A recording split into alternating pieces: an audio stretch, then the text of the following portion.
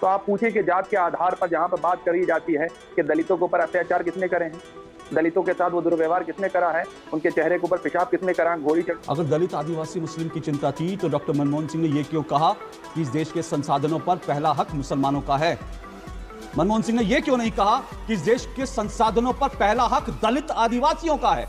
जब मुसलमानों की बात आएगी तब आप जो है दलित आदिवासी को भूल जाएंगे। अब देखिए, यहाँ तो नाथूराम गोडसे के भी समर्थन में भी लोग खड़े होते हैं, उसके लिए भी कोर्ट गए थे, बड़ा उसके लिए महिमा मंडन करते हैं। क्योंकि आपको नाथूराम गोडसे का नाम इसलिए लेना है क्योंकि आपको याकूब मेमन को बचाना है, आपको अफजल गुरु को बचाना है, इसलिए आपको नाथूराम गोडसे याद आ गया। जवाब दे दूं आपको। इस वक्त कांग्रेस के राष्ट्रीय अध्यक्ष कौन है? इस वक्त कांग्रेस के अध्यक्ष मल्लिकार्जुन खड़गे जी हैं। मल्लिकार्जुन खड़गे जी वो खड़गे जी हैं जिनको जो है कुर्सी पे बैठने के लिए जो झरोके से झांकते हैं प्रियंका गांधी वाड्रा जब पर्चा भर रही होती है। पहले कांग्रेस के राष्ट्रीय अध्यक्ष सीताराम केसरी थे जिनकी धोती खोल ली थी और जो अपनी धोती और अपनी इज्जत बताते हुए कांग्रेस से निकले थे। उत्तेजित होने की जरूरत थी, धैर्यपूर्वक। उत्तेजित होता हूं मैं, उत्तेजित होता हूं जब आप लोग हिंदुओं को पैरों तले रोन देते हैं ना, तो उत्तेजित होता हूं मैं। जब आप लोग संसद में खड़े होकर कहते हैं हिंदू हिंसक होता है, तब मुझे उत्तेजित होना पड़ता है। नमस्कार दोस्तों, स्वागत है आप सभी का हमारे YouTube चैनल पे। दोस्तों आज की एक और डिबेट बहुत ही धमाकेदार होने वाला है, क्योंकि आज की इस डिबेट में हम सभी देखने वाले हैं डीडी न्यूज चैनल के एंकर अशोक श्रीवास्तव को, और दूसरी तरफ हम देखने वाले हैं कांग्रेस के समर्थक सैयद जवाद को। दोस्तों आज इस डिबेट में बात हो रही होती है कि योगी जी ने जो बयान दिया था कि बटोगे तो कटोगे, उसी मुद्दे पे आज ये डिबेट चल रहा होता है, जिसमें कांग्रेस के समर्थक डिबेट में आके बोल रहे होते हैं कि मुसलमानों और दलितों के सबसे बड़े शुभचिंतक कांग्रेस हैं और बीजेपी हमेशा हिंदू मुस्लिम करके एक दूसरे को लड़ाना चाहती है। तो उसी बात पे एंकर ने एक सवाल इनसे पूछ लिया, जिसका जवाब वो डिबेट में दे नहीं पाते हैं और इधर उधर की बातें करने लगते हैं। फिर एंकर अशोक श्रीवास्तव ने काफी अच्छे से इनको धोया है और इनकी क्लास लगाई है डिबेट में। तो आज की वीडियो बहुत ही शानदार होने वाला है, तो आप लोग शुरू से लेके आखिरी तक पूरा वीडियो देखिएगा, तभी आप लोग को पूरे वीडियो में मजा आने वाला है। अगर आप लोगों को ये डिबेट अच्छी लगेगी तो वीडियो को लाइक कर दीजिएगा और चैनल को भी सब्सक्राइब कर लीजिएगा। चलिए अब मेन डिबेट को हम लोग देख लेते हैं और सुनते हैं। चलिए शुरू करते हैं। सैयद जवाद, जनसांख्यिकी बदलाव हो रहा है, दूसरी तरफ कास्ट के आधार पर बांटने की कोशिश हो रही है, तीसरी तरफ सनातन पर लगातार हमला हो रहा है। इस सब के खिलाफ, और ये तो सच्चाई है ना, ये तीनों चीजें जो हैं, जो तुहिन सिन्हा कह रहे हैं, इसके तो बड़े पैमाने पर इसके प्रमाण हैं। तो अगर इस सब के खिलाफ अगर कह रहे हैं कि भाई हिंदू एकजुट हो जाओ, तो उसमें क्या एतराज है? किसी को एतराज क्यों होना चाहिए? भारतीय जनता पार्टी की मौजूदा सरकार है, इनसे पूछिए कि अगर आप कह रहे हैं कि सब एकजुट हो जाओ, कटोगे तो बटोगे, तो एक नारा तो मैंने भी बहुत पहले दिया था, वो तो अब बड़ा ट्रेंड में, वो भी कि जुड़ेंगे तो जीतेंगे, ये पॉजिटिव नारे हैं। आप जिन नारों को लेकर के आगे चलना चाह रहे हैं, तो आप पूछिए कि जात के आधार पर जहां पर बात करी जाती है कि दलितों के ऊपर अत्याचार किसने करे हैं, दलितों के साथ वो दुर्व्यवहार किसने करा है, उनके चेहरे के ऊपर पेशाब किसने करा, घोड़ी चढ़ने के ऊपर किसने जो है उनको पीटा है, मंदिरों पर जाने के ऊपर जो है किस तरीके से उनको अपमानित करा जाता है, ये तमाम नजीरे हैं हमारे सामने।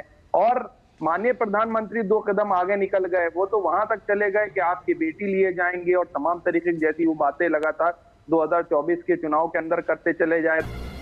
चुप कर बे कुत्ते। सैयद जवाद, आपने कहा दलित मुस्लिम आदिवासी सबकी आप चिंता कर रहे हैं, बड़े इनको ऊपर नहीं जाने दे रहे। अगर दलित आदिवासी मुस्लिम की चिंता थी तो डॉक्टर मनमोहन सिंह ने यह क्यों कहा कि इस देश के संसाधनों पर पहला हक मुसलमानों का है? मनमोहन सिंह ने यह क्यों नहीं कहा कि इस देश के संसाधनों पर पहला हक दलित आदिवासियों का है?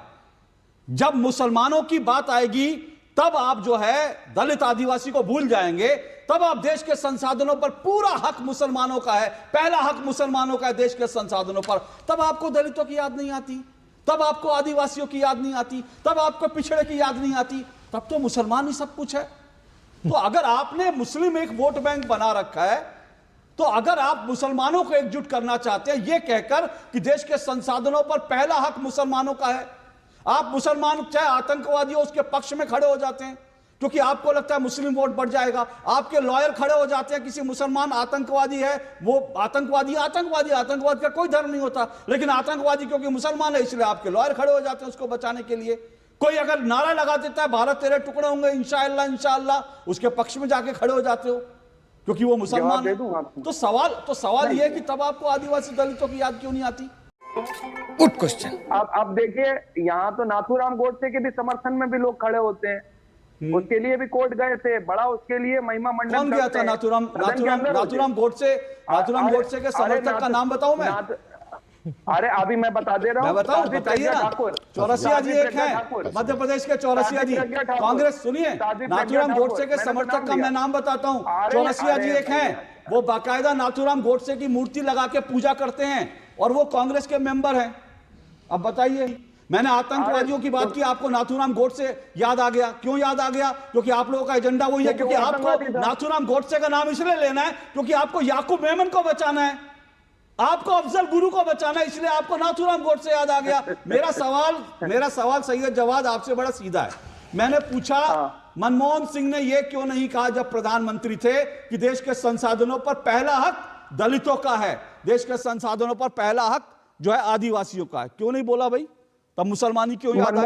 सुनिए, आपने मनमोहन सिंह का पहली चीज अर्ध सत्य बताया। अर्ध सत्य चैलेंज कर रहा हूं, सुनिए सैयद जवाद, फैक्ट चेक हो चुके हैं इसके। मैं भी आपको कर दे रहा हूं, मैं भी आपको चैलेंज कर दे रहा हूं। बिल्कुल नहीं, निकालिए कहां है ये? मैं निकालिए देता हूं उनकी दो स्पीच। निकालिए स्पीच निकालिए। अरे भैया, स्पीच निकालिए सैयद जवाद। झूठ मेरे दो टूक में झूठ नहीं चलता, दो टूक में झूठ नहीं चलता। डॉक्टर मनमोहन सिंह का यह बयान एक बार नहीं 3 बार का बयान है, और उनका तीसरा बयान ये है कि हाँ, मैंने कहा था कि भारत के संसाधनों पर पहला हक मुसलमानों का है। यह डॉक्टर मनमोहन सिंह ने खुद कहा था, जब आप जैसे लोग झूठ फैला रहे थे और आप जैसे लोग एक जो है संदेह पैदा करने की कोशिश कर रहे थे कि डॉक्टर मनमोहन सिंह ने ऐसा कुछ नहीं कहा। लेकिन डॉक्टर मनमोहन सिंह ने आके आप ही लोगों का गुब्बारा फोड़ दिया। उन्होंने कहा, मैंने कहा। गुब्बारा नहीं फोड़ा, सुन तो लीजिए शांतिपूर्वक। अरे सर सुनिए ना, सच बोलने की आदत डालिए। अब आप बताइए, आगे बढ़िए। मैं कह रहा हूं नहीं, सुनिए, इसको आप चैलेंज मत कीजिए। ये बात बार बार प्रूव हो चुकी है। मैं सुनिए, मेरे दर्शकों का टाइम खराब मत कीजिए। ये बात मैं 10 बार प्रूव कर चुका हूं। डॉक्टर मनमोहन सिंह का बयान ये है। अब आप इसका उत्तर दीजिए। अगर आपके पास उत्तर नहीं है तो बोलिए पास, या बोलिए फोन ऑफ फ्रेंड। जवाब दे दूं, जवाब दे दूं आपको। इस वक्त कांग्रेस के राष्ट्रीय अध्यक्ष कौन है? बताइए कौन है? कौन है बताइए तो। मेरे सवाल का जवाब नहीं हुआ ये। अरे आपके सवाल इसी जवाब में आपके अच्छा सर ठीक है, आपने मेरे से सवाल पूछा, आपने सवाल पूछा, जवाब दूं? हाँ सवाल जवाब देता हूं। हाँ, मैं आपका जवाब देता हूं। इस वक्त कांग्रेस के अध्यक्ष मल्लिकार्जुन खड़गे जी हैं। मल्लिकार्जुन खड़गे जी वो खड़गे जी हैं जिनको जो है कुर्सी पे बैठने के लिए दी, जो झरोके से झांकते हैं। प्रियंका गांधी वाड्रा जब पर्चा भर रही होती है, गांधी परिवार कुर्सी पे बैठा होता है, वो झरोके से झांकते हैं। और इसके पहले कांग्रेस के एक राष्ट्रीय अध्यक्ष सीताराम केसरी थे, जिनकी धोती खोल ली थी और जो अपनी धोती और अपनी इज्जत बताते हुए कांग्रेस से निकले थे। वो भी दलित समाज से थे। अब मैं बात कर दूं, जिक्र कर दूं। बोलिए। आपने कर दिया, अब मैं बोल दे रहा हूं। पार्टी के मुरली मनोहर जोशी साहब कहाँ हैं? भारतीय जनता पार्टी के अडवाणी साहब का क्या हुआ? भारतीय जनता पार्टी के अंदर अभी छोड़ करके बिल्कुल आपने अडवाणी जी और सबका नाम लिया, बहुत अच्छी बात है। लेकिन मैं कहता हूं भारत की राजनीति में किसी दलित अगर अध्यक्ष की धोती खोलने का काम हुआ, जिसको उसके बाथरूम में बंद कर दिया गया, तो वो देश की राष्ट्रीय पार्टी का एक ही अध्यक्ष हुआ है और एक ही दलित अध्यक्ष हुआ है, और वो सीताराम केसरी हैं, जिनकी धोती खोल दी थी और जिनको अपनी इज्जत बचाने के लिए बाथरूम में बंद होना पड़ा। गजब बेइज्जती है। सवाल बड़ा सिंपल सा है ना, कि फिलिस्तीन के लिए यहां तक भारत की संसद में नारे लगेंगे, नसरुल्लाह के लिए नारे लगेंगे, लेकिन हिंदू अगर एकजुट जाए उसकी तकलीफ है। मुसलमान कहेंगे कि भाई हमें तो वोट जिहाद करना है, वो सही है। लेकिन हिंदू अगर कोई कह दे कि देश के हिंदू एकजुट हो जाओ, एक होगे तो नेक रहोगे, एक होगे तो सेफ रहोगे, उस पर आपत्ति क्यों है भाई? मेरा सवाल यह था। अब देखिए, सवाल का जवाब सुनिएगा, धैर्यपूर्वक समझिएगा, बात बहुत दूर तक मुद्दे पे आइएगा, इतनी दूर मत चले जाइएगा सवाल का जवाब ही ना हो, जैसे अभी आप चले गए। सुनिए, पास में ही रहेगा सवाल के जवाब के इर्द गिर्द। बोलिए। सुनते लिए, इंडिया अलायंस के अंदर जितने भी नेता हैं, जितने भी हिंदू नेता हैं, वो सब जुड़े हुए हैं। मैंने फिलिस्तीन को लेकर सवाल पूछा। रुक जाइए पहले, अब जवाब तो सुनिए। अखिलेश यादव वो भी हिंदू, तेजस्वी यादव वो भी हिंदू, उद्धव ठाकरे वो भी हिंदू, ममता बनर्जी वो भी हिंदू, वो तो ब्राह्मण लेडी हैं, वो भी हिंदू। उसके बाद शरद पवार इंडिया अलायंस के, वो भी हिंदू। उसके बाद अगर आप चले जाएंगे साउथ के अंदर, वो भी हिंदू। जो इंडिया अलायंस के अंदर जितने भी घटक दल हैं, वो भी सारे हिंदू। एक दो को छोड़ करके होंगे, बाकी आप देख लीजिए झारखंड के अंदर, जीएमएम के अंदर जो नेता है वो भी सब हिंदू। क्या वो हिंदू नहीं आते आपकी श्रेणी में? या भाजपा हिंदू का सर्टिफिकेट देती है, या संघ परिवार के लोग ही जिसके ऊपर ठप्पा लगाते हैं? बहुत सही आपने कहा। अब मेरा काउंटर क्वेश्चन लीजिए। अब आपने गिना दिया ना, काउंटर क्वेश्चन लीजिए। सवाल फिलिस्तीन पर था, सवाल फिलिस्तीन पर था, लेकिन आप गिनाने लगा। मेरा सवाल लीजिए, अब मेरा सवाल लीजिए, अब मेरा सवाल लीजिए, अब मेरा सवाल लीजिए।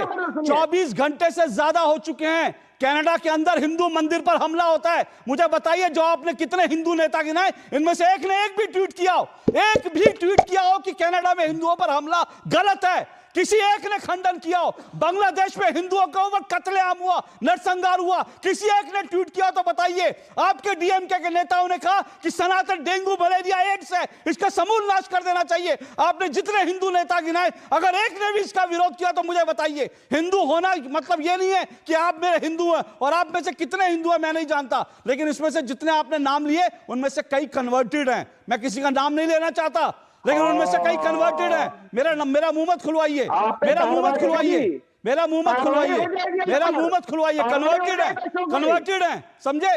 वो लोग, वो नेता तो हिंदुओं को आतंकवादी कहते हैं, आप उनको गिनवा रहे हैं, आप उनको गिनवा रहे हैं। मुझे मेरा सही जवाब, सीधा सा जवाब दीजिए। किसने कनाडा के ऊपर ट्वीट करने में क्या हाथ कांपते हैं?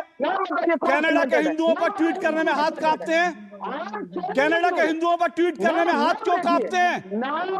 बांग्लादेश के हिंदुओं पर ट्वीट करने में हाथ क्यों कांपते हैं? प्रियंका, एक मिनट की आवाज नीचे करिए, इनकी आवाज नीचे करिए। मैं आपको एक हकीकत बताता हूं, एक मिनट आवाज नीचे करिए। बांग्लादेश में हिंदुओं पर जब नरसंहार हुआ, सोनिया गांधी, राहुल गांधी, प्रियंका गांधी, अखिलेश यादव और जितने इन्होंने हिंदू नेता गिनाए, एक ने भी एक ट्वीट नहीं किया, एक ट्वीट नहीं किया। प्रधानमंत्री नरेंद्र मोदी ने ट्वीट किया, बीजेपी के नेताओं ने ट्वीट किया, इनकी तरफ से एक नेता का ट्वीट नहीं आया। उसके बाद अब कनाडा में हिंदुओं पर हमला हुआ, राहुल गांधी, मल्लिकार्जुन खड़गे, अखिलेश यादव, इनमें से प्रियंका गांधी वाड्रा, एक भी ट्वीट नहीं किया।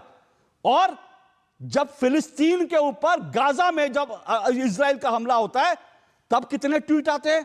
प्रियंका गांधी वाड्रा 10 ट्वीट करती हैं, राहुल गांधी 2 ट्वीट करते हैं।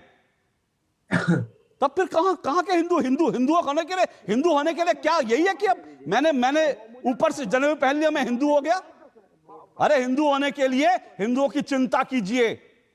मुसलमानों के बीच जाकर के, हमारी पार्टी मुसलमानों की है, हम मुसलमानों के रहनुमा हैं, हम आपके लिए सब कुछ करेंगे, हम आपके लिए जो है एनआरसी सीए लागू नहीं होने देंगे, और हम मुसलमानों की पार्टी है, पहला हक संसाधनों पर देश के मुसलमानों का है। फिर आप हिंदू नहीं है सर? हिंदू होने के लिए हिंदुओं की चिंता कीजिए। कितने लोगों ने ट्वीट किया जब जब सरतन से जुदा हुआ? एक नेता अगर बोला हो आप में से कोई कि सरतन से जुदा, अगर नारा लगाने वालों को जेल में ठूस दीजिए, अगर एक ऐसा उदाहरण तो बताइएगा मुझे। ज्ञान मत दीजिए मुझे कि हिंदू हैं सब। जवाब तो सुन लीजिए, जवाब सुन लीजिए। अब आप बोलिए, जवाब दीजिए, बोलिए बोलिए बोलिए, जवाब दीजिए। मेरा सवाल बड़ा सिंपल सा है, फिर सुनिए, मेरा सवाल बड़ा सिंपल सा है। एक ट्वीट बताइए कनाडा के लिए किसने किया जो आपने नेता गिनाया, बताइए।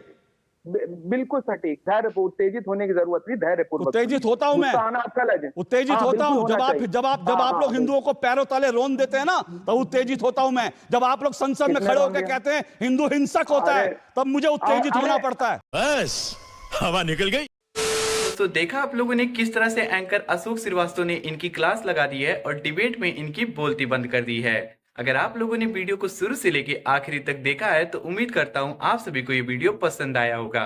वीडियो के बारे में आप सभी का क्या राय है, आप लोग अपनी राय हमें कमेंट बॉक्स में जरूर बताइएगा। वीडियो अगर आप लोग को अच्छी लगी है तो वीडियो को लाइक कर दीजिए, और ऐसी और भी वीडियो देखने के लिए आप लोग हमारे चैनल को सब्सक्राइब करके बेल आइकन को ऑल पे प्रेस कर लीजिएगा, ताकि हमारी हर एक वीडियो आप लोगों तक पहुंचती रहे। जल्दी मुलाकात करेंगे आप लोग से एक नए डिबेट में, तब तक के लिए आप लोग अपना और अपने घर वालों का ध्यान रखिएगा। जय हिंद, जय भारत, वंदे मातरम, जय जय श्री राम।